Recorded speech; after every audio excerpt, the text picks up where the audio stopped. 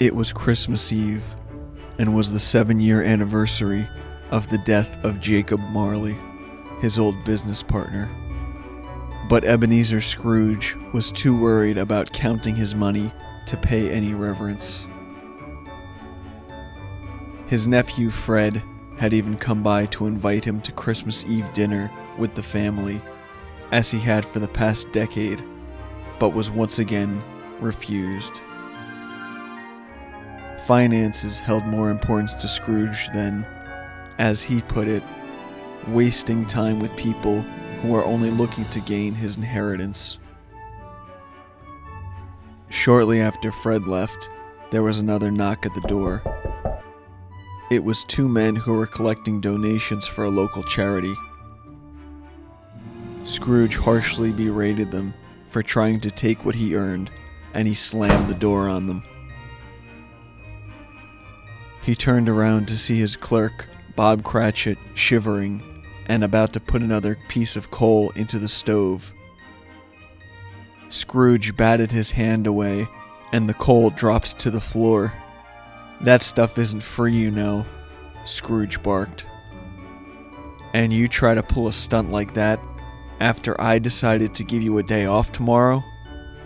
I should fire you right now.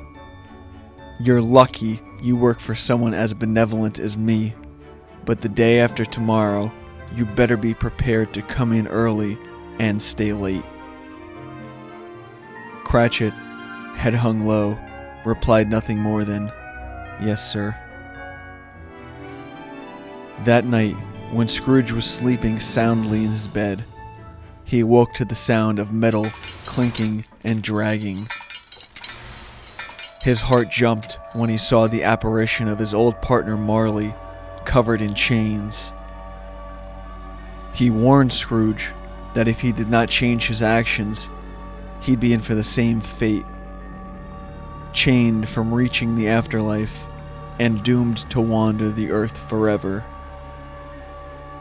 Marley also said that there will be 3 other spirits visiting him that night to show him the error of his ways. And in a blink of an eye, he was gone.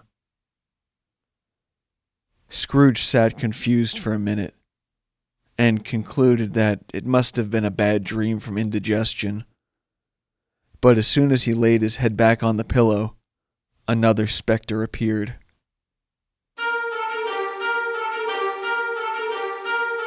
This spirit took him on a tour of his past memories, many of which include Scrooge's childhood, where he was neglected as a young boy.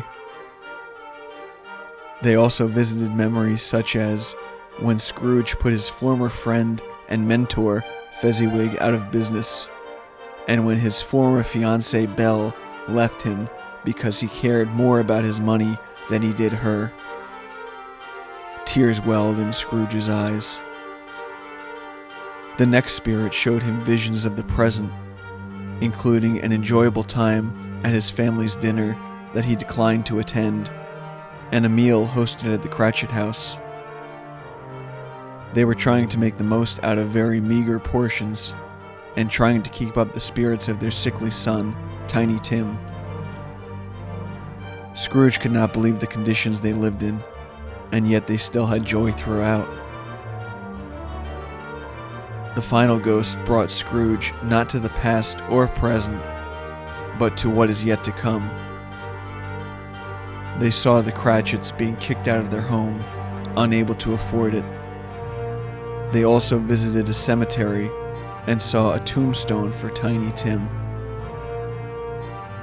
Also in that graveyard, there was a burial commencing, but not a single soul was there to pay respects. As they got closer, Scrooge shrieked in terror as he saw his own name on the tombstone.